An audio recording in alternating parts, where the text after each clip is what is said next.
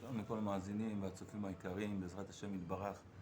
נגיד פה עוד כמה דיבורים מרבי נתן מברסלב, ספר משיבת נפש הקדוש. נראה פה בדיבורים האלה, בעזרת השם, שהשם נמצא עם כל אחד ואחד, אפילו עם הגרוע שבגרועים. בשביל שיתחזק ויתאמץ להמשיך לעבוד את השם, לא משנה מה עובר עלינו, שנמשיך להתאמץ ולעבוד את השם ולעשות לו נחת רוח בעזרת השם ולחזור בתשובה. נראה מה עיקר התשובה, היום נראה מה עיקר התשובה.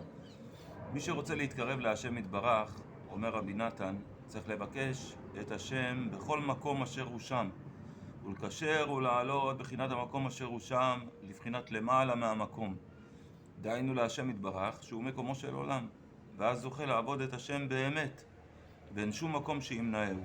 ואפילו מי שנפל לאיזה מקום לא טוב בחטאיו, ואפילו למקום נמוך ומגושם ומלוכלך מאוד, חס ושלום רחמנא ליצלן, אין ייאוש בעולם כלל, אפילו במצב הזה. אף על פי כן צריך שיזכור בהשם יתברך שהוא מקומו של העולם. נאמר, לא העולם מקומו, אלא הוא מקומו של העולם, העולם אצלו יתברך. אז ממילא הוא נמצא בכל מקום שיש בעולם. לא משנה איזה דרגה האדם נמצא, השם נמצא איתו, עמו ואצלו.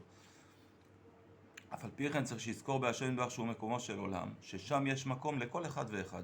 על כן אין שום נפילה בעולם כלל, אין נפילה בעולם כלל. למה? לכל מקום שאתה נופל, אתה נופל ישר על השם יתברך, לידיים של השם, הרחמניות של השם יתברך. אומר רבי נתן, כי מכל המקומות אשר נידח לשם, יכול לחזור להשם יתברך בבחינת וביקשתם משם את השם אלוקיך. משם דייקה, ממקום אשר הוא שם כמובן. עוד זה היה סימן ד' בקטע של הליקוטי ההלכות במשיבת נפש. עכשיו נגיד סימן A, סעיף A. כל מעשי האדם הם בזמן ובמקום, ושם עיקר אחיזת הסטרא אחרא. אבל השם יתברך הוא כביכול למעלה מהזמן והמקום, ושם כולו טוב, ואין שם אחיזת הסטרא אחרא כלל, ושם נמתק הכל, וזה בחינת אם אשק שמיים שם אתה וכולי, ימים יוצרו ולא אחד בהם. אם אשק שמיים שם אתה והציע שאול הינקה, אפילו שאול תחתיות, נמצא השם יתברך. השאלה למה היהודי שנפל לשאול תחתיות אפילו, למה הוא רוצה ומתחבר באותו רגע? לשם יתברך שנמצא שם, או להסתרה, לקליפות ולהסתרה שנמצאים שם? השאלה מה הוא חושב בליבו, למה הוא מתחבר שם. ואם הוא זוכר שהשם יתברך נמצא איתו, עמו ואצלו, גם שם בבחינת והציע שאול הינקה, אז הוא חוזר להשם יתברך חזרה. והכל נמתק, אומר רבי נתן, כמו שהוא אמר פה, איפה זה? ושם הכל נמתק. ברגע שהוא מגלה את ההסתרה, את הציע שאול, הוא הופך את זה להינקה, הוא מגלה שם את ההסתרה, אז הוא חוזר בתשובה. זה עיקר התשובה, תכף נראה ברבי נתן. וזה בחינת אם אשק שמיים שם אתה והציע שאול הינקה, ימים יוצרו ולא אחד בהם. היינו שאין שום זמן, שאין שום מקום וזמן לברוח ולהתייאש חס ושלום מהשם יתברך. כי כל המקומות שבעולם הם אצלו יתברך, והוא מחיה את כל המקומות והמדרגות שבעולם. וכן לעניין הזמן, אין שום זמן שאדם יכול להתנצל, הזמן הזה לא בשביל עבודת השם, אין דבר כזה. והוא מחיה את כל המקומות והמדרגות שבעולם, וכן לעניין הזמן, ועל כן בכל זמן ובכל מקום יכולים למצוא אותו יתברך, כי המקום בכללו וכן הזמן בכללו, הכל הוא מהשם יתברך. ועל כן על ידי תשובה יכולים להתקרב אליו יתברך ולעלות למעלה מהמקום והזמן. עכשיו נראה בדיוק מה זה תשובה שדורשים מאיתנו בעיקר. נראה את זה בעזרת השם ברבי נתן. שנייה נפתח. עוד צדיקי במשיבת נפש, זה נמצא שם גם בליקוטי ההלכות, הלכות עדות, הלכה זה לקוח משם הדיבור הזה.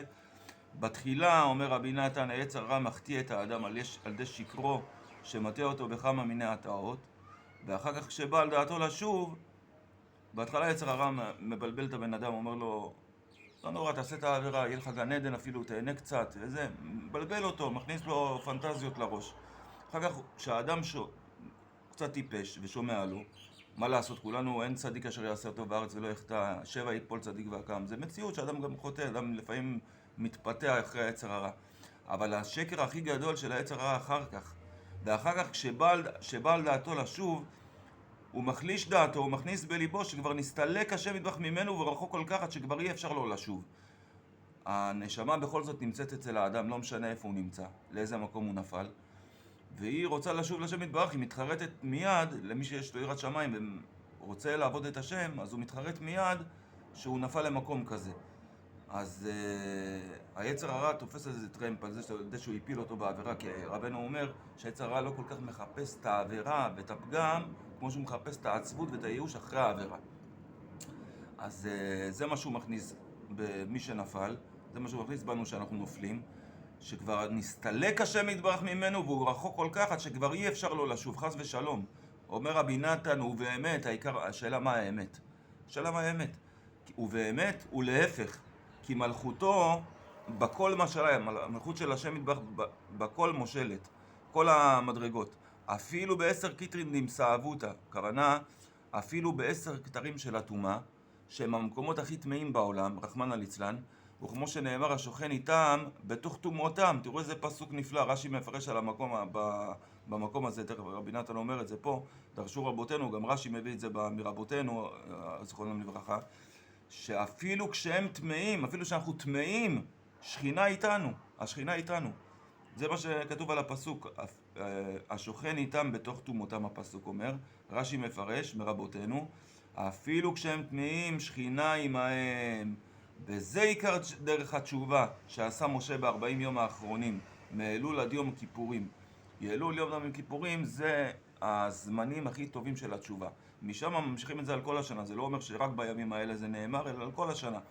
אז אומר רבי נתן שהעיקר הוא לדע, כל הזמן לדע, שהשם יתברך עדיין עם כל אחד ואחד, אפילו עם הגרוע שבגרועים. בליקוטי הלכות, בהלכות עדות הלכה ה', מה שאמרתי מקודם, מתבטא רבי נתן בלשון הזאת, שהשם יתברך נמצא אפילו עם החוטא הגרוע שבכל העולם כולו נמצא איתו עמו ואצלו השם יתברך.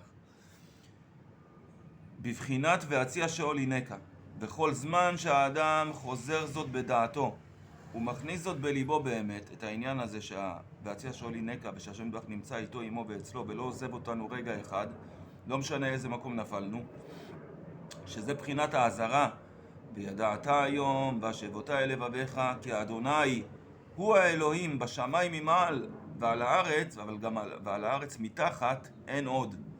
היינו בחינת אם אשק שמיים שם אתה והציע שאול הינקה. אז אם הוא חוזר זאת בדעתו, מכניס זאת בליבו באמת את האמת הזאת, שהשם יתברך נמצא איתנו תמיד, אז בוודאי יש לו תקווה גדולה כל ימי חייו לזכות לדרך התשובה באמת. כי זה עיקר דרך התשובה. גם עוד הפעם בהלכה הזאת שאמרתי, זה לקוח מההלכה הזאת בלשון של רבי נתן, הוא אומר שם את הלשון הזאת, כי זה עיקר התשובה, כשיודעים ומאמינים שהשם יתברך נמצא עמו תמיד, בכל עת ובכל מקומות שהוא. זה עיקר התשובה. למה? על ידי זה האדם מתחזק בשם יתברך ולא נופל בדעתו, ושב בתשובה לשם יתברך ומתחיל לעבוד את השם יתברך מחדש, עוד הפעם. ממשיך לעבוד את השם יתברך, שזה עיקר התשובה. שזה סוד כוונת אלול כמובן בכוונות, והכוונה הפשוטה שיוצא מזה לכל בני האדם הפשוטים, הוא לדע שאפילו בתוך מצולות ים השוטפים מאוד על האדם כהמון גלי הים ממש, בבחינת ותשליכני ממצולה בלבב ימים, אף על פי כן גם שם יש דרך ונתיב תמיד לשוב אליו יתברך, על ידי בחינת אם אשק שמיים שם אתה והציע שאול הינקה, שזה סוד כוונת אלול, בחינת הדרך הנ"ל, שכל אדם יכול לזכות עליו, כל אדם שבעולם, הגרוע שבגרועים, לא משנה מי, כל אדם יכול לזכות אליו, תמיד, בכל מקום שהוא, בפרט באלול, אם יאמין בזה באמת ובפשיטות. אם נאמין בזה, נשליך את השכל שלנו, מה שאומר לנו ההפך מזה, ונאמין לרבותינו, לרבי נתן, לרבנו הקדוש, שהשם יתברך איתנו תמיד, וממילא נתחיל מחדש תמיד לעבוד את השם יתברך בהתחזקות נפלאה, ולא ניפול משום דבר, אז זה עיקר התשובה. אנחנו נשוב אל השם יתברך. עכשיו, אומר עוד רבי נתן, עוד משהו, נקרא מפה, שקשור לזה. אומר רבי נתן, כל המלחמות שבעולם מרמזין העיקר על מלחמת היצר הרע. כי אפילו המלחמות שיש לאחד בגשמיות עם שונאים ואויבים, הכל הוא מלחמות היצר הרע. כמאמר רבותינו זכרונם לברכה, כשם שיש לאדם צרים מלמטה, כך יש לו צרים למעלה. ואם לא היה לו צרים למעלה, אז לא היה לו צרים מלמטה גם כן, היה נמתק הכל. אז אם יש לאדם צרים מלמטה, זה אומר שיש לו צרים מלמעלה. וזה היצר הרע שמקטרה כל הזמן. ועל כן עיקר המלחמה היא מלחמת היצר הרע. וזה שהזהיר הכהן, קודם שנכנסו ללחום מלחמת השם, לנצח את האויבים והסטרא אחרא, שמסבבין את הקדושה, שהם מבחינת העקום, הכוונה הגויים, שסביב ארץ ישראל, שהם כלל כל המעכבים והמונעים מדברים שבקדושה. וכשהאדם נכנס להילחם עמהם, אזי נתעוררין עליו קטרוגים גדולים ורוצים להפיל אותו מעבודתו לגמרי חשון. דווקא כשהאדם נכנס להילחם עמהם, אז הם מתחילים לקטרג. כמו שרבנו אומר בליקוטי מוהר"ן, מה שחז"ל אומרים, כל המצדיק את עצמו מלמטה, מצדיקים עליו את הדין מלמעלה. זאת אומרת, כל פעם שאדם נכנס לאיזה צדקות מסוימת ומנסה להתחזק בצדקות, בעבודת השם, אז מצדיקים עליו את הדין מלמעלה, מתחילים עליו קטרוגים, כי היצר הרע רואה שהוא נלחם איתו, אז הוא מתחיל לקטרג עליו ולהילחם איתו בחזרה. זה כמו ששני בני אדם נלחמים זה עם זה, אז כשאחד מתגבר, השני גם כן מתגבר כנגדו. אז הוא אומר רבי נתן, וכשאדם נכנס להילחם עמהם, אז נתעוררים עליו קטרוגים גדולים ורוצים להפיל אותו מעבודתו לגמרי חס שלום. זה הכוונה של היצר הרע, כמו שאמרנו מקודם. וזהו עיקר המלחמה שצריך להתחזק, לעמוד על רגליו, לבל ליפול מעבודתו יתברך חס שלום. ואז בוודאי נזכה לנצחם ולשברם ולבטלם. אבל במה יהיה ביטחונו חזק שלא ייפול מעבודתו יתברך השלום? העיקר הוא רק אמונה הקדושה. שזה עיקר האמונה, תכף נראה שהשם לדעת שמלוא כל הארץ כבודו, והשם יתברך איתנו, עמנו ואצלנו תמיד. זה עיקר האמונה. כי זה לא חוכמה רק להאמין שיש השם יתברך. זה רואים עולם יפה כזה, ברור שיש מישהו ברא אותו, אבל האמונה האמיתית זה להאמין שהשם איתנו, השם איתך עמך ואצלך תמיד. זה האמונה האמיתית. וכשהוא חזק באמונה הקדושה, בוודאי לא להתיירא משום מלחמה ושום ניסיון שבעולם. וזה שאמר להם הכהן, שמע ישראל, אתם קרבים היום למלחמה. ודרשו רבותינו זיכרונם לברכה, אפילו אין בכם זכות, אלא מה שאתם אומרים בכל יום שמע ישראל, ששמע ישראל זה מרמז על האמונה. אתם ראויים לנצח את אויביכם, וכולי היינו כנ"ל. כי בזכות שמע ישראל לבד, היינו בזכות האמונה הקדושה. שמע ישראל זה פסוק שמדגיש את אמונת הייחוד, מדבר על אמונת הייחוד. בזה לבד אתם יכולים, בילדי האמונה לבד הקדושה, לבד אתם יכולים להתקרב למלחמה בגשמיות וברוחניות. כי מאחר שאתם חזקים באמונתו יתברך, שוב אין לכם להתיירא כלל משום מלחמה שבעולם. וזה אל ירח לבבכם, אל תראו ואל תרצו ואל תחפזו מפניהם. נמשיך קצת, נדלק טיפה. אבל העיקר בעבודת השם שלא יפחד האדם, שלא יפחד כלל. שבעולם הזה האדם צריך לעבור על גשר צר מאוד, והעיקר הוא שלא יתפחד האדם כלל. ועיקר ההתחזקות לעבור בשלום על גשר צר בלי פחד. איך האדם לא יפחד עם כל הדברים שקורים בחוץ וכל הדברים שקורים לו בפנים? איך הוא לא יפחד? אלא העיקר הגשר לעבור, ההתחזקות לעבור בשלום על גשר הצר בלי פחד, הוא האמונה הקדושה כנ"ל. שיש לבן אדם אמונה, אז הוא מתגבר על כל הפחדים שלו. מבחינת שמע ישראל אתם קרבים היום למלחמה. היינו בזכות שמע ישראל שהוא האמונה הקדושה, אז שוב אל ירח לבבכם וכו', כי השם אלוקיכם ההולך עמכם להושיע אתכם וכו'. בבחינת השם לי לא יירא. כי מאחר שאני מאמין בהשם יתברך באמונה שלמה, במה אני מאמין בהשם יתברך? כי מלוא כל הארץ כבודו והשם יתברך עמדי תמיד, אז שוב לא יירא. מה יעשה לי האדם? כי מאחר שיש לאדם אמונה חזקה בהשם יתברך, בוודאי ינצח כל המלחמות. בסוף כל סוף ישוב להשם יתברך באמת. בבחינת זאת אשיב אל ליבי, על כן אוכיל. זאת ובחינת מלכות אמונה, כמבואר בפנים, אשרנו מה טוב חלקנו. יהי רצון שנאמין בדיבורים האלה, שהשם יתברך עמנו תמיד, ולא נראה ולא נפחד משום דבר שבעולם. בכל פחד שיבוא להפחיד אותנו, נתחזק באמונה שהשם איתנו, ושאף אחד לא יכול לגוע בנו. כי מי זה האיש העז פנים לגשת עליו יתברך, אשר הוא שוכן בתוכנו? משהו כזה, רבי נתן אומר, מצוטט באיזה ציטוט כזה, בליקוטי הלכות, משהו כזה.